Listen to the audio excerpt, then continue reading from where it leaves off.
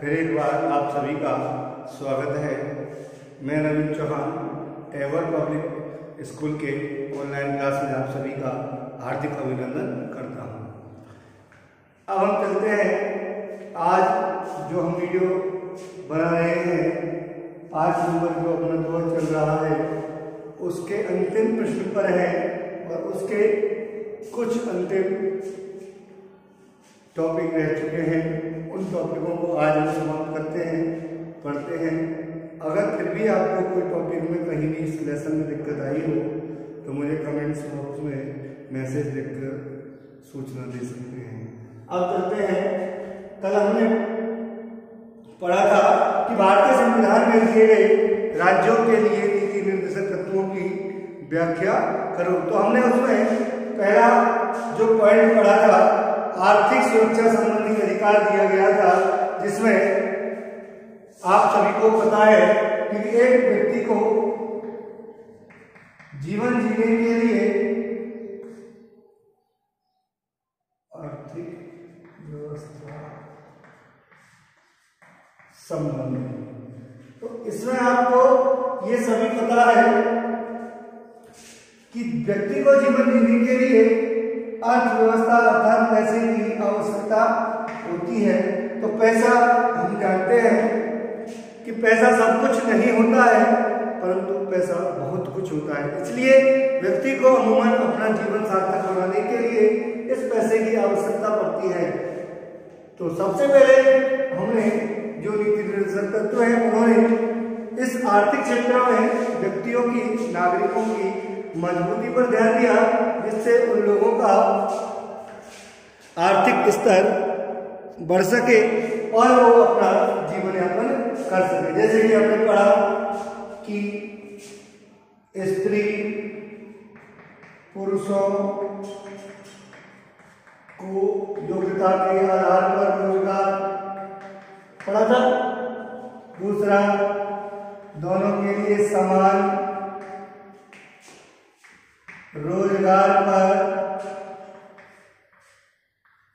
समान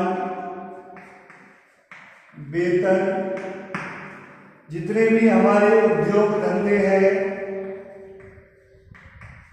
उद्योग धंधों का केंद्रीकरण न होकर, क्या केंद्रीकरण न होकर, मतलब वे सभी एक स्थान पर न होकर सार्वजनिक कल्याण के लिए हों। किसके लिए? सार्वजनिक कल्याण के लिए होने चाहिए, जिससे वो भी सभी लोग उन व्यवसायों का और उद्योगों का लाभ प्राप्त कर सके। दूसरा, जो भी पद है वे सभी योग्यता के आधार पर होने चाहिए, वहां पर किसी भी आधार पर भेदभाव नहीं होना चाहिए, जिससे सभी मुख्य तौर पर हम कह सकते हैं इसके आधार पर कि सबसे पहले व्यक्ति को अपनी आजीविका के साधन उपलब्ध कराने का जिम्मेदारी सरकार की होती है और उन संसाधनों, उन उद्योगों, उन व्यवसायों या और किसी भी सरकार द्वारा और नीतियों के माध्यम से उन व्यक्तियों को सबसे पहले रोजगार उपलब्ध कराया जाए, जिससे वो अपना जीवन यापन कर सके। अब चलते हैं, दूसरा पॉइंट है जो मुख्य तौर पर सामाजिक सुरक्षा व सामाजिक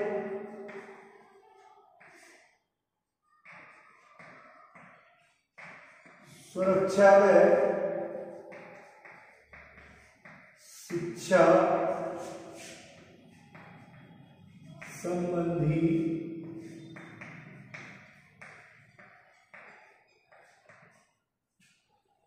निर्देश।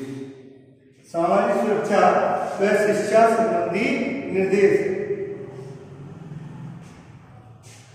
सबसे पहला पॉइंट है देश के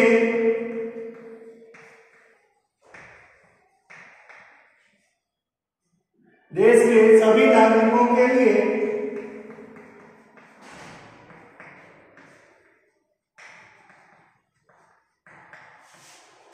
सरकार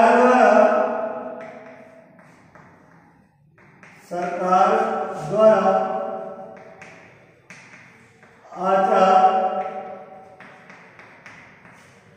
आचार संहिता बनाने का प्रयत्न किया जाए।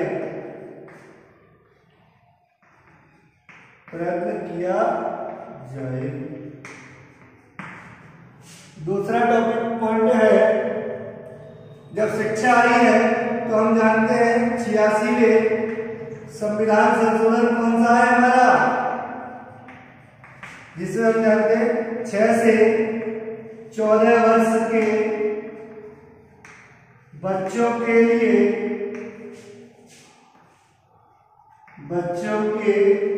लिए निःशुल्क व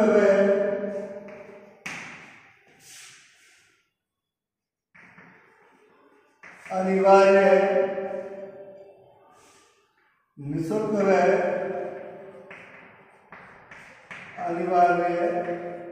शिक्षा प्राप्त कराना। मुख्य तौर पर जो तीसरी बात है, पैसे के अलावा, आर्थिक स्थिति के अलावा भी और कोई हमारी जिम्मेदारी बनती है।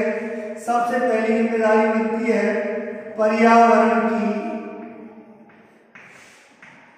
सुरक्षा।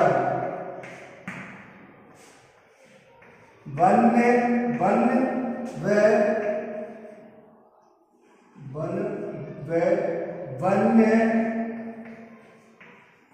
जीवों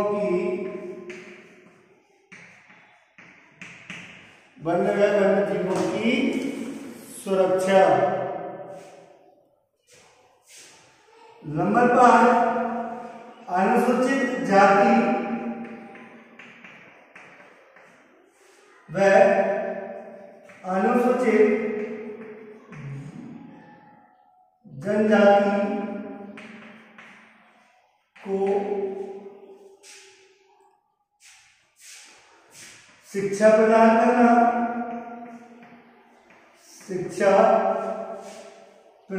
करना व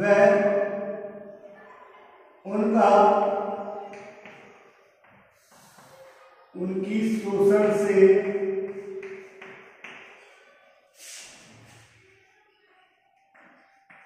रक्षा करना। देखिए, पहला हो गया आर्थिक क्षेत्रों में सुरक्षा। उसके बाद जो राज्य के नीति निर्देशक तत्वों का उद्देश्य है वो क्या है, सामाजिक सुरक्षा। सबसे पहले जिम्मेदारी हमारी ये भी बनती है कि जब हम समृद्ध हो जाते हैं तो समाज की ओर विशेष तौर पर हमारा ध्यान होना चाहिए। सामाजिक सुरक्षा का भी दायित्व हमारा बनता है कि अगर समाज में हम व्यवस्थित तरीके से गंदगी फैलाएंगे या समाज में और कोई प्रकार का हिंसक प्रदर्शन करेंगे तो इससे हमारा नाम, हमारा समाज, हमारा देश, हमारा कुल कलंकित होता है। इसलिए सामाजिक सुरक्षा और शिक्षा संबंधी निर्देश भी राज्यों के नीति निर्देशक तत्वों में दिए गए हैं। उसमें देश के सभी नागरिकों के लिए सरकार द्वारा आचार संहिता बनाने का प्रयत्न। दूसरी है कि सबसे पहले जितने भी भारत देश के नागरिक हैं, उनके बच्चे हैं, उन सभी के लिए शिक्षा उपलब्ध होनी चाहिए। जैसे कि हम मानते हैं जो हमारा 11वां मूल कर्तव्य है 86वां संविधान संशोधन, जिसमें 6 से 14 वर्ष के बच्चों के लिए निःशुल्क व अनिवार्य शिक्षा। दूसरा, पर्यावरण की सुरक्षा करना भी हमारा धर्म है। तीसरा, वन व वन्य जीवों की सुरक्षा करना। अगर कहीं भी आप जानते हैं हमारा राष्ट्रीय पक्षी है, मोर राष्ट्रीय पशु है, उन सभी की अगर हम सुरक्षा नहीं करते हैं या हम उनको मारते हैं तो कानूनन तौर पर वो अपराध दिया जाता है। और जो उनकी मदद करता है उसे अमृता देवी बिश्नोई के नाम से 25,000 रुपए का पुरस्कार भी दिया जाता है। और अनुसूचित जाति व जनजाति के लोगों के लिए शिक्षा प्रदान करना व उनकी शोषण से रक्षा करना। अगला पॉइंट है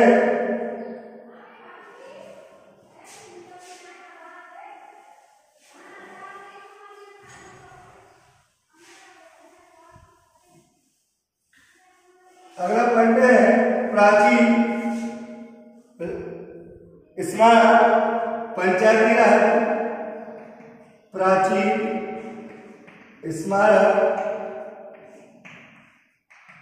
पंचायती राज व न्याय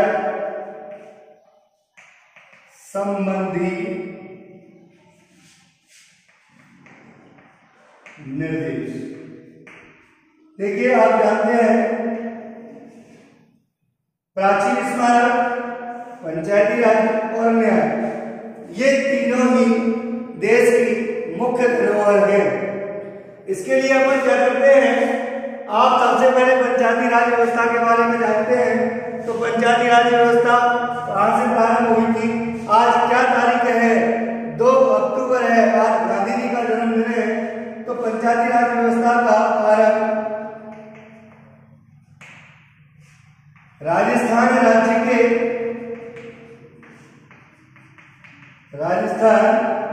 राज्य के कौन से जिले में? बोलिए, नागौर जिले में। मैं आपको करीब 4थी बार बता रहा हूं इस चीज को, और फिर भी आप गलत करके आते हो तो आपकी जिम्मेदारी है। नागौर में, और कब? 2 अक्टूबर 1959। कब? 2 अक्टूबर 1959 को। अब हम चलते हैं, इसमें पहला पॉइंट अगर हम करते हैं तो पहले पॉइंट में हम लिखते हैं पंचायती राज्यों के लिए, पंचायती राज्यों के लिए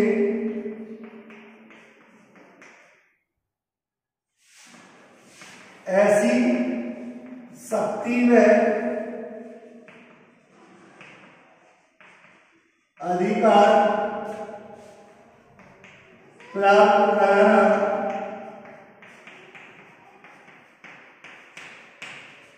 कराना जिनसे उनको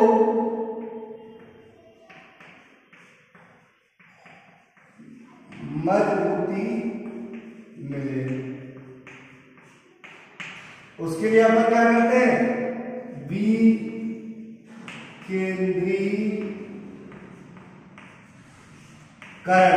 ये परिभाषा भी मैंने आपको बता दी है, क्या कि जब केंद्र सरकार, विकेंद्रीकरण, जब केंद्र सरकार और राज्य सरकार से शक्तियां लेकर किसी तीसरे स्तर की सरकार को या निचले स्तर की सरकार को दे दी जाती है तो उसे हम क्या कहते हैं? सत्ता का विकेंद्रीकरण। और उसमें आप क्लियर कह सकते हैं, वहां पर आपको संघीय शासन व्यवस्था में मैंने बताया था कि चाहे केंद्र की सरकार हो, चाहे राज्य की हो या त्रिस्तरीय सरकार हो, ये तीनों सरकारें अपने अपने क्षेत्रों में स्वतंत्र रूप से क्या करती हैं? कार्य करती हैं। कोई भी एक दूसरे के कार्यों में हस्तक्षेप नहीं कर सकता है। दूसरा पॉइंट है प्राचीन स्मारकों की रक्षा। प्राचीन स्मारक की रक्षा व उनको निर्यात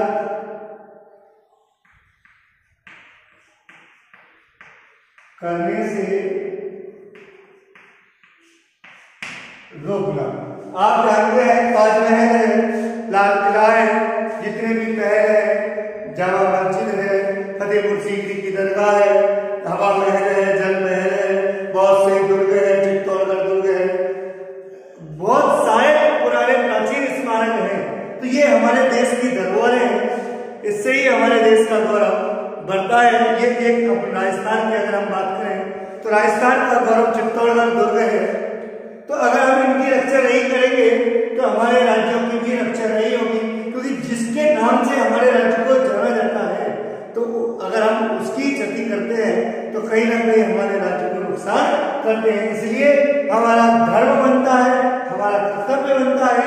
हम उसकी रक्षा करें, और यही नहीं, उसको निर्यात में जो प्राचीन स्मारक हैं उनको निर्यात करने से भी रोकना हमारा क्या माना गया है, मूल कर्तव्य माना गया है। अगला है तीसरा, राज्य न्यायपालिका को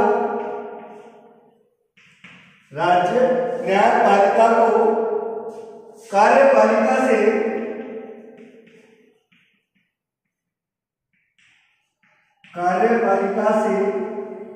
पृथक बनाने क्या प्रयत्न करेगा, बनाने का प्रयत्न करेगा, जिससे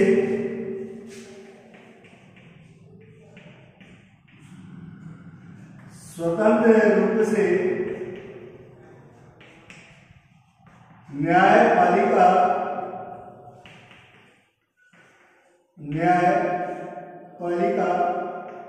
कार्य करेगी। देखिए, प्राचीन स्मारक, पंचायती राज व्यवस्था और न्याय संबंधी निर्देश, तीनों के लिए स्पष्टीकरण दिया गया है। तीनों बिंदु मैंने आपके सामने लिख दिए हैं। एक बार पढ़ें कि पंचायती राज्यों के लिए ऐसी शक्ति में अधिकार प्राप्त कराना जिससे उनको मजबूती मिले। तो मजबूत करने के लिए, उन्हें शक्तिशाली बनाने के लिए हमने उनके लिए क्या किया, सत्ता का विकेंद्रीकरण। विकेंद्रीकरण किसे कहते हैं, जब केंद्र सरकार और राज्य सरकार से शक्तियां लेकर किसी तीसरे स्तर की सरकार को दी जाती है तो उसे हम क्या कहते हैं, सत्ता का विकेंद्रीकरण। आगे हम जानते हैं, इसी के द्वारा ही ये तीनों सरकारें अपने अपने क्षेत्रों में स्वतंत्र व निष्पक्ष रूप से कार्य करती है। अगला है प्राचीन स्मारकों की रक्षा करना और उनको निर्यात करने से रोकना। कि जो हमारे पुराने स्मारक हैं उनकी रक्षा करना भी हमारा धर्म है, और उनको सरकार द्वारा बेचना या किसी और के द्वारा उनको क्षति पहुंचाना, तो हम ये हमारी जिम्मेदारी बनती है, इस पर रोक लगाना चाहिए। राज्य की न्यायपालिका जो है उसको शक्तिशाली बनाने हेतु कार्यपालिका से पृथक बनाना चाहिए, जिससे वो स्वतंत्र रूप से कार्य कर सके। आगे चलते हैं, आज का अंतिम टॉपिक और पाठ हमारा इस टॉपिक के बाद समाप्त हो जाएगा, फिर हम अगले लेसन की तैयारी करेंगे।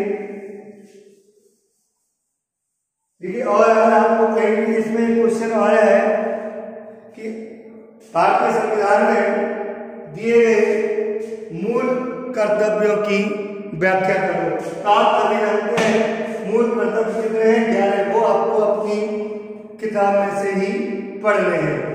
लास्ट पॉइंट हम करते हैं। लास्ट पॉइंट है अंतरराष्ट्रीय स्तर पर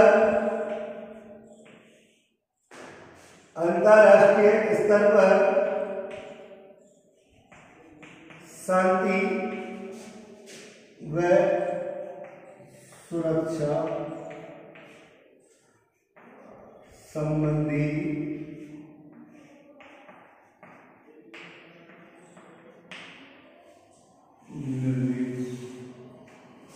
देखिए, जो एक देश से दूसरे देश पर आक्रमण होते हैं उनके लिए मुख्य तौर पर ये शांति सुरक्षा संबंधी निर्देश दिए गए हैं।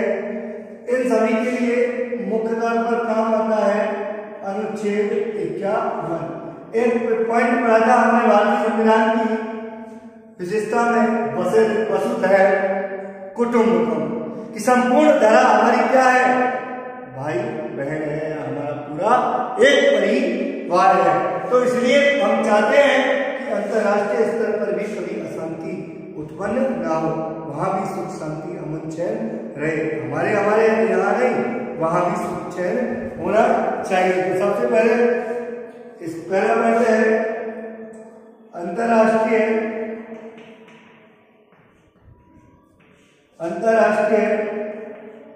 स्तर पर शांति व सुरक्षा में वृद्धि करना। नंबर 3,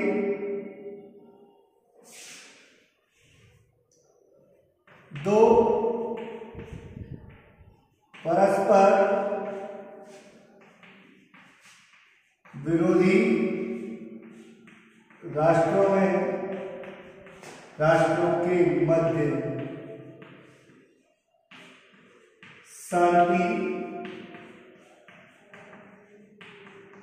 स्थापित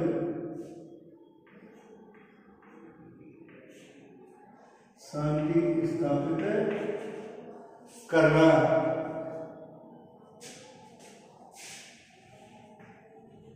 अंतर्राष्ट्रीय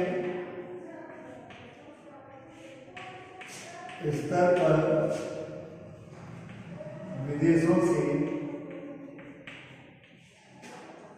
संबंध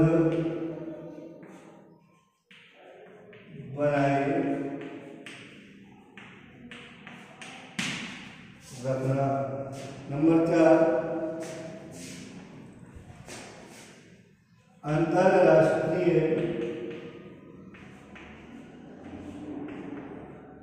विवादों को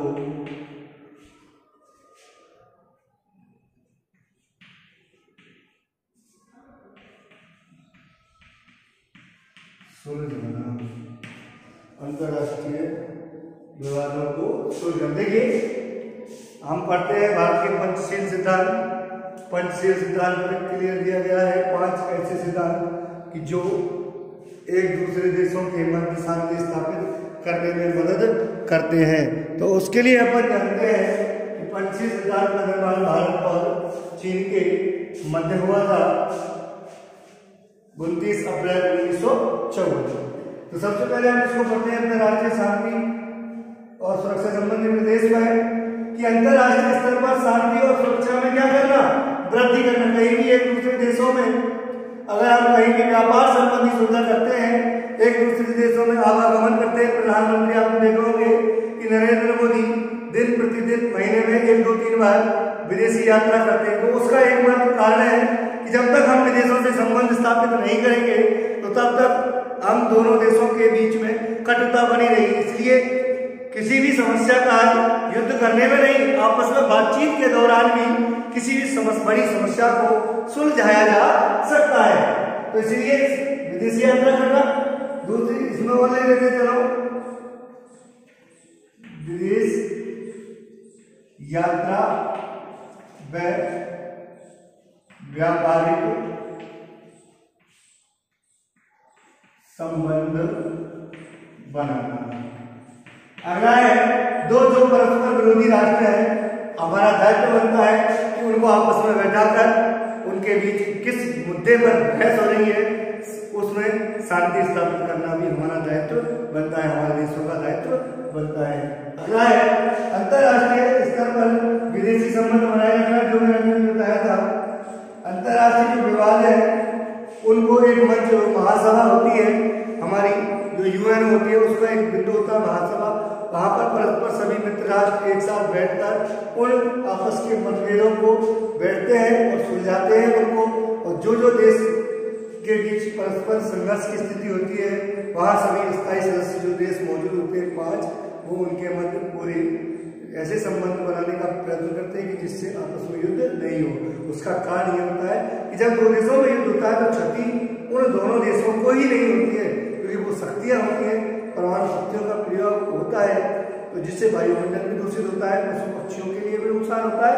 और उस वायुमंडल दूषित होने के कारण उस हवा के जरिए वो एक देश से दूसरे स्थान पर भी फैल सकती है। इसका एक उदाहरण आपके सामने वर्तमान में ही है कि कोरोना चीन से चल कर आया था, आज पूरा विश्व उसके ग्रस्त में है। उसका एकमात्र कारण क्या है? क्या चीन नहीं पैदा किया और चीन में ही अंत होना चाहिए था? नहीं। तो धीरे धीरे जैसे जैसे ये एक स्थान से दूसरे स्थान पर फैलते हैं तो ये महामारी का रूप ले लेते हैं, जिसका एक परिणाम आज है, पूरा देश एक क्षणिक पल के लिए रुक चुका है। अर्थव्यवस्था, हमारे देश की जीडीपी बिल्कुल निचले स्तर पर आ चुकी है। तो इसलिए ऐसे का सुलझाना अति आवश्यक है, विदेशी यात्रा करना और आपस में दो देशों के मध्य व्यापारिक संबंध होंगे तो उनके बीच आराम से शांति स्थापित हो सकती है और वो शांतिपूर्ण तरीके से अपना जीवन व्यतीत कर सकते हैं। आज हमारे पाठ का अंतिम चरण था जो आपको मैंने पूरा करा दिया है। किसी भी विद्यार्थी को अगर लेसन 2 में कोई भी प्रॉब्लम हो तुम कमेंट्स बॉक्स में और मैसेज कर दें और विद्यालय में भी आ सकते हैं। Is that clear? Problem? No problem.